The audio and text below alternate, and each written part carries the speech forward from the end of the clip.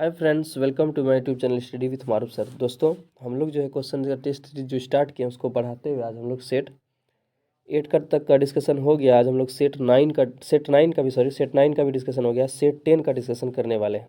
दोस्तों, अगर आप चैनल पर नए हैं तो चैनल को सब्सक्राइब कर लें। चलिए देखते हैं आज का पहला क्वेश्चन है कि निम्नलिखित में से कौन सा युग्म सही सुमेलित है। इसमें से बताना आपका कौन सा युग्म सही सुमेलित है। पहला है मौलाना आज़ाद जो है अल हिलाल नामक पत्रिका लिखा था, ये तो सही है। ऑप्शन तो इसका मिल गया कि ऑप्शन ए ही होगा।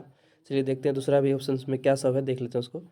एनी बेसेंट बता रहा है यंग इंडिया, नहीं, एनी बेसेंट का जो है ना यंग इंडिया नहीं है। यंग इंडिया किसका था? महात्मा गांधी का, याद रखिएगा। अली बंधु कॉमनवेल्थ नहीं था, कॉमनवेल्थ ही किसका है? एनी बेसेंट का। ठीक है, एनी बेसेंट का ही क्या है? कॉमनवेल्थ। और महात्मा गांधी के सामने जो दिया है कॉमरेड, ये कॉमरेड जो था किसका था? अली बंधु का। तो देख ली दोस्तों कि पहला ही ऑप्शन सुमेलन सही था कि मौलाना आज़ाद जो है अल हिलाल नामक पत्रिका निकाला था। अली एनी बेसेंट का पत्रिका इसमें से है क्या? आपका कॉमनवेल्थ है। और यंग इंडिया महात्मा गांधी का है, याद रखिएगा। और ये कॉमरेड जो है आपका अली बंधु का है। तो चलिए आगे नेक्स्ट क्वेश्चन की ओर बढ़ते हैं। फिर नेक्स्ट क्वेश्चन है कि व्यक्तिगत सत्याग्रह के प्रथम और द्वितीय सत्याग्रही के जोड़े का चयन करें। देखिए, व्यक्तिगत सत्याग्रह जो महात्मा गांधी 1942 ईस्वी में शुरू किया था, तो उसमें से पहला व्यक्तिगत सत्याग्रही थे आपका कौन? विनोबा भावे। और दूसरा कौन था? जवाहरलाल नेहरू। और तीसरा याद रखिएगा ब्रह्मदत्त थे। आगे देखते हैं दोस्तों, आगे है स्थापना के 50 वर्ष पूर्व होने पर भारतीय राष्ट्र कांग्रेस का इतिहास लिखने वाले आधिकारिक इतिहासकार कौन थे? तो भारतीय राष्ट्र कांग्रेस का आधिकारिक इतिहासकार जो कौन थे? तो आपका पट्टाभी सीतारमैया, याद रखिएगा। निम्नलिखित में से कौन एक उग्र विचारधारा के समर्थक माने जाते हैं? उग्र विचारधारा के समर्थक इन चारों में से जो है ना आपका विपिन चंद्र पाल है, बाकी सब गोपाल कृष्ण गोखले, दादा भाई नौरोजी, ये सब सभी नरम दल के आदमी हैं। किस मुगल शासक के काल में मनसब व्यवस्था का क्रमिक विकास हुआ? देखिए, मनसब व्यवस्था शुरू जो है आपका अकबर के समय हुआ, और सबसे ज़्यादा इसका यूज कौन किया था? औरंगजेब, याद रखिएगा। आगे देखते हैं, सिविल सेवकों के चयन के लिए खुली प्रतियोगिता परीक्षा का आरंभ किस चार्टर अधिनियम के तहत किया गया? देखिए, खुली प्रतियोगिता परीक्षा जो है ना, यानी कि सिविल सेवा का जो है ना शुरू 1833 के चार्टर एक्ट से हुआ, लेकिन इसके लिए प्रतियोगिता परीक्षा जो है आपका कौन होगा? 1853। यानी इसका ऑप्शन जो है सिविल सेवकों का चयन के लिए खुली प्रतियोगिता का यानी परीक्षा का आयोजन कब करने लगा? 1853 के चार्टर एक्ट अधिनियम के तहत। आगे देखते हैं दोस्तों, आगे है निम्नलिखित यूरोपियों में से कौन सा एक स्वतंत्रता पूर्व यानी स्वतंत्रता से पहले भारत में व्यापारिक रूप में सबसे अंत में, इन चारों में सबसे अंत में कौन आया था? सबसे अंत में आपका जो है कौन है? फ्रांसीसी आया, जो कि लगभग 1741 ईस्वी में आया था। आधुनिक भारत के निम्नलिखित संस्थाओं एवं संस्थापकों में कौन सही सुमेलित नहीं है? दिया है आपका the servant of India society, Gopal Krishna Gokhale, ये तो सही है। आपका सुमेलन चेक करना है कौन सुमेलित नहीं है, यानी कि गलत वाला सेलेक्ट करना है। आगे है the India women's association Annie Besant, ये भी सही है। आगे है सेवा सदन। सेवा सदन जो है ना एमजी रनाड़े नहीं होके बल्कि क्या होगा? रंगाबाई रनाड़े, याद रखिएगा। रंगाबाई रनाड़े होगा सेवा सदन, तो यानी एमजी रनाड़े इसका नहीं होगा। यानी ऑप्शन सी इस क्वेश्चन के अकॉर्डिंग क्या है? सही है। यानी इसका जवाब क्या होगा? एमजी यानी सेवा सदन एमजी रनाड़े, जो कि गलत है, हम लोग को गलत ही करना था, तो ये सही नहीं होगा, इसका रंगाबाई होना चाहिए। आगे ब्रह्म समाज राजा राम मोहन राय, ये भी सही था। आगे देखते हैं दोस्तों, आगे है ब्रिटिश भारत की सेना ने धार्मिक आधार पर सबसे पहले किस वर्ष सरकार के आदेश का विरोध किया था? 1824 ईस्वी में, याद रखिएगा। ऑप्शन 20 का करेक्ट होगा। नेक्स्ट क्वेश्चन की ओर बढ़ते हैं। फिर नेक्स्ट क्वेश्चन आपका, किस वायसराय ने गांधी जी को वन मैन बाउंड्री फोर्स कहकर संबोधित किया था? वन मैन बाउंड्री फोर्स जो है माउंटबेटन ने किया था, जब भारत छोड़ो आंदोलन के दौरान, भारत छोड़ो आंदोलन के बाद जब भारत को आज़ाद करने का बात चल रही थी, उस समय जो भारत में हिंसात्मक जो शुरू हो गया था हिंसा, उसी के दौरान इसको कहा था। गुप्त शासन में निर्मित दशावतार मंदिर किस देवता का समर्पित है? यानी ये दशावतार मंदिर किस देवता को समर्पित है? तो विष्णु को, याद रखिएगा। ऑप्शन बी करेक्ट होगा। इसका निष्काम कर्म का सिद्धांत सर्वप्रथम किसने प्रतिपादित किया? यानी निष्काम कर्म का सिद्धांत सर्वप्रथम किसमें प्रतिपादित किया गया? तो ईशोपनिषद, ऑप्शन सी आपका करेक्ट होगा।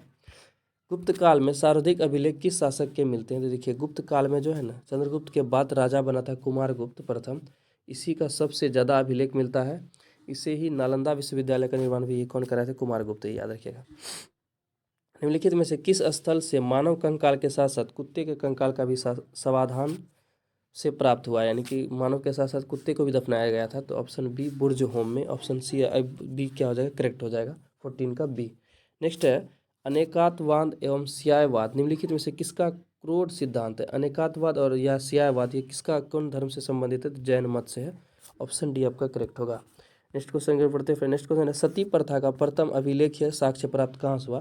देखिए, सती प्रथा का जो है अभिलेख साक्ष्य प्राप्त आपका एरन अभिलेख से हुआ था। एरन अभिलेख से भी कहाँ? मध्य प्रदेश का सागर जिले में, विदिशा, याद रखिए उस समय विदिशा था नाम इसका। और उसके बाद एरन अभिलेख में हुआ था। और इसका सती प्रथा का अंत कौन किया है? तो आपको जो पता होना चाहिए, विलियम बेंटिक, राजा राम मोहन राय के सहायता से, याद रखिएगा। मौर्य काल में शिक्षा का सर्वाधिक प्रसिद्ध केंद्र था। मौर्य काल में शिक्षा का सबसे प्रसिद्ध तक्षशिला था, जो अभी कहाँ? पाकिस्तान में। प्रारंभिक मध्यकाल में बिहार का क्षेत्र, देखिए मध्यकाल बोल रहा है, ठीक, किसके बीच संघर्ष का अखाड़ा बना रहा? तो मध्यकाल में बंगाल और दिल्ली के बीच जो है संघर्ष का अखाड़ा बना रहा था। ऑप्शन बी करेक्ट होगा। आगे है, राष्ट्रीय मानव अधिकार आयोग का अध्यक्ष किसे बनाया गया जाता है? किसे बनाया जाता है? देखिए, राष्ट्रीय मानव अधिकार आयोग का अध्यक्ष किसे बनाया जाता है? सुप्रीम कोर्ट के किसी भी सेवानिवृत्त मुख्य न्यायाधीश को, यानी ऑप्शन ए करेक्ट होगा। फिलहाल अभी कौन है हमारे? अरुण कुमार मिश्र है, याद रखिएगा। नीचे दिए गए कथनों में कौन सा कथन सही है? इनमें से कौन है जो कथन सही है? देखिए, सबके बारे में बोला है। लोकसभा का गठन और विभिन्न तिथि दिया है। तो लोकसभा का जो गठन है ना, पहली बार भारत में 1952 ईस्वी में हुआ था, आम चुनाव के बाद, याद रखिएगा। इसके बाद प्रधानमंत्री जो है पंडित जवाहरलाल नेहरू प्रधानमंत्री बने थे भारत के। भारत के महान्यायवादी के संबंध में निम्न में से कौन सा कथन गलत है? पहला है कि अनुच्छेद 76 के तहत, देखिए गलत है, ये चूज करना है। अनुच्छेद 76 के तहत राष्ट्रपति द्वारा नियुक्त किए जाते हैं, ये सही है। उच्चतम न्यायालय के न्यायाधीश होने की योग्यता होनी चाहिए, ये भी सही है। भारत सरकार का प्रथम विधि अधिकारी होता है, ये भी सही है। आगे है, संसद की कार्यवाही में भाग लेने, हाँ भाग तो ले सकता है, फिर क्या है? वोट देने का अधिकार है, ये वोट देने का अधिकार नहीं है। लेकिन ऑप्शन डी आपका क्या होगा? करेक्ट होगा। यानी कौन सा कथन गलत है? यही गलत कथन है कि वो जो है ना भाग तो ले सकता है लेकिन वोट नहीं दे सकता है। निम्न में से किसके अंतर्गत बैंकों की अपनी जोखिम भरित परिसंपत्ति तथा अपनी पूंजी के बीच एक निश्चित अनुपात बना के रखना चाहिए? इसका ऑप्शन डी करेक्ट हो जाएगा, पूंजी पर्याप्तता अनुपात के तहत। परंपरागत कृषि विकास योजना कब शुरू किया गया था? 2015 से। वस्तु एवं सेवा कर जीएसटी के संबंध में असत्य कथन को पहचानिए। कौन सा कथन असत्य है जीएसटी के बारे में? पहला है कि 1 जुलाई 2021 को जीएसटी 4 वर्ष पूरे हुए, ये सही है क्योंकि 1 जुलाई 2017 से जीएसटी शुरू हुआ था। आगे, जीएसटी में अनेक अप्रत्यक्ष करों को समाहित किया गया, ये भी सही है। आपको असत्य चूज करना है, याद रखिएगा। आगे, जीएसटी के अंतर्गत दिया है कि 5%, 12%, 18% और 26% का नहीं, 26 नहीं 28 होगा। लास्ट वाला क्या है? गलत है। यही का आंसर क्या होगा आपका? सही हो जाएगा। यानी ऑप्शन डी सी जो है इस क्वेश्चन के लिए करेक्ट ऑप्शन है। कौन सा गलत है? यही गलत था, ठीक है। आगे देखिए, भारत की वैसी नदी जो हिमालय की सभी श्रृंखला को काटती है, ये ऑप्शन बी करेक्ट होगा आपका, सतलज। निम्नलिखित में से कौन एक किसी प्रजाति के विलोपन के लिए उत्तरदायी नहीं है? कौन है जो कि प्रजाति के विलोपन के लिए उत्तरदायी नहीं है? तो 26 का आंसर है आपका ऑप्शन ए, व्याकनिच, यानी कर्मता जो है ये जो है प्रजाति के विलोपन के लिए उत्तरदायी नहीं है। मकर रेखा निम्न से होकर किन से गुजरती है? मकर रेखा जो है किससे होकर गुजरती है? मकर रेखा करके आप जानते ही होंगे। तो मकर रेखा किससे, इन चारों में से किससे होकर नहीं गुजरती है? तो इन चारों में से जो बोल्विया से होकर नहीं गुजरती है, 27 का ऑप्शन सी हो जाएगा। बाकी मेडागास्कर, टोंगा, बोत्सवाना से होकर गुजरती है। निम्नलिखित सागरों का पूर्व से पश्चिम का सही क्रम देखिए, पूर्व से पश्चिम, पूर्व से पश्चिम की ओर कौन सा क्रम सही है? तो ये ऑप्शन डी, पहले क्या आपका बेरिंग सागर, तब पीला सागर, फिर लाल सागर, तब कैरेबियन सागर। पूर्व से पश्चिम यानी ईस्ट टू वेस्ट, इधर से इधर की ओर। तो आपका क्या हो जाएगा? ये बेरिंग सागर, पीला सागर, लाल सागर, तब कैरेबियन सागर। समुद्र की गहराई किस यंत्र द्वारा मापी जाती है? समुद्र की गहराई जो है फेदोमीटर द्वारा मापी जाती है, पता होना चाहिए। आगे देखते दोस्तों, आगे है, पृथ्वी की आयु का मापन निम्न में से किस विधि द्वारा किया जाता है? पृथ्वी की आयु का मापन जो है ना, यूरेनियम डेटिंग विधि द्वारा और कार्बन डेटिंग विधि द्वारा जो हम लोग किसको मापते हैं? पौधे की उम्र को। निम्न में से किस जंतु में सर्वाधिक पसलियाँ होती है? सर्वाधिक पसलियाँ, तो कन्फ्यूजन वाला क्वेश्चन है। इसका ऑप्शन है सी करेक्ट होगा, यानी सांप में। कितना भी बोलेगा सांप में पसली होता है कहाँ? हड्डी। तो ऑप्शन सी इसका करेक्ट हो जाएगा। लार्ड डिकेटर उपकरण को डेस के रूप में भी जाना जाता है। इसको पॉलीग्राफ के रूप में भी जाना जाता है। लॉर्ड डिकेटर को, डिक्टेटर को, सॉरी लार्ड लिख दिया है, लाइट डिक्टेटर होना चाहिए। लाइट डिक्टेटर को जो है पॉलीग्राफ के रूप में भी जाना जाता है। ऑप्शन डी करेक्ट होगा। नेक्स्ट है, मानव शरीर के तापकरण के संबंध में कौन सा कथन सही है? यानी चुनिए। इसका ऑप्शन डी करेक्ट होगा। किसी भी मौसम में शरीर के तापमान में कोई परिवर्तन नहीं होता। देखिए, मौसम के अकॉर्डिंग जो मौसम के अकॉर्डिंग शरीर के तापमान में कोई परिवर्तन नहीं होगा। ऐसा नहीं कि मौसम बदलेगा, ठंडा होगा तो ठंडा हो जाएगा, बाहर गर्मी पड़ेगा तो गर्म हो जाएगा। शरीर के अंदर का तापमान में मौसम का कोई प्रभाव नहीं पड़ता है। रक्त में ऑक्सीजन की सांद्रता में कमी आने पर श्वसन गति क्या होता है, सामान्य से बढ़ जाती है। ऑप्शन से एक करेक्ट होगा 34 का। आगे है, लंबाई की न्यूनतम इकाई निम्न से कौन है। लंबाई की न्यूनतम सबसे छोटी इकाई क्या है आपका, नैनोमीटर है। शरीर का ऐसा कौन सा अंग जो हर समय काम करता है आपका, क्या, हार्ट, दिल यानी हृदय। निम्न में से किसका या किनका विमीय सूत्र जो है m0l1t-1 के बराबर होता है। देखिए इसका ऑप्शन है आपका चाल। चाल बोले तो स्पीड, स्पीड का फॉर्मूला होता है distance by time, distance upon time. Distance को हम लोग एल में लंबाई में मापते हैं, यानी कि एल में मापते हैं, और इसका जो है टाइम को क्या होगा, टी के लिए आता है, यानी इसका विमाई के लिए सॉरी मापते तो लंबाई मीटर में ही है, लेकिन इसका विमीय सूत्र यानी जिससे हम लोग डिनोट करते हैं उसका सिंबल क्या, एल है, और टाइम के लिए हम लोग टी लेते हैं, तो टी ऊपर जाएगा तो क्या हो जाएगा, L-T-1 या L1 भी बोल देता आदमी। एम तो इसमें मास का कोई बात ही नहीं हुआ, इसलिए m0 है। इसका आंसर क्या होगा आपका, ऑप्शन ए चाल। श्वसन के दौरान वायु के गमन का सही क्रम क्या है, यानी जब सांस लेते हैं तो वायु कहाँ से होकर कहाँ तक जाती है। ऑप्शन 20 का करेक्ट है, पहले नासा मार्ग में जाती है, फिर ट्रेकिया, तब फिर ब्रोंकाई, फिर ब्रोंक्यूलस। जानते होंगे आप लोग, देख लीजिएगा कि पहले नाक में जाएगा, फिर नाक के बाद ट्रेकिया में जाएगा, ट्रेकिया के बाद ब्रोंकाई में जाएगा, यहाँ से ब्रोंकाई होता है, ये ट्रेकिया हुआ आपका, इधर नासा द्वार हुआ, सॉरी इधर नासा द्वार हुआ, उसके बाद जो यहाँ पर जाके फिर हार्ट में अलग अलग पार्ट में बजाता है, जिसे हम लोग ब्रोंक्यूलस कहते हैं। आगे देखते हैं दोस्तों, आगे है आपका निर्वात में गमन करने वाले तरंग है। निर्वात में यानी कि निर्वात में गमन करने वाले तरंग, इसमें से कौन है आपका, विद्युत चुंबकीय तरंग ऐसा है जो कि निर्वात में भी गमन करता है। निम्न में से कौन सा भौतिक परिवर्तन है, लोहे में जंग लगना, सब्जियों का पकना, मोमबत्ती जलना। ये सभी तीनों तो आपका रासायनिक परिवर्तन है। बर्फ का पिघलना क्या आपका, इसमें भौतिक परिवर्तन है।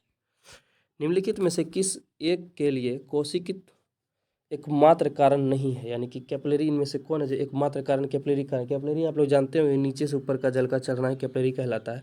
जो सियाही का सूखना ये तो है, एकमात्र कारण नहीं है। सियाही का सूखना ये तो है, नहीं है खोजना हम लोग का। भूमिगत जल का ऊपर चढ़ना ये भी है। सूती कपड़े पर जल की बूंद का फैलना ये भी कैपिलरी कारण होता है।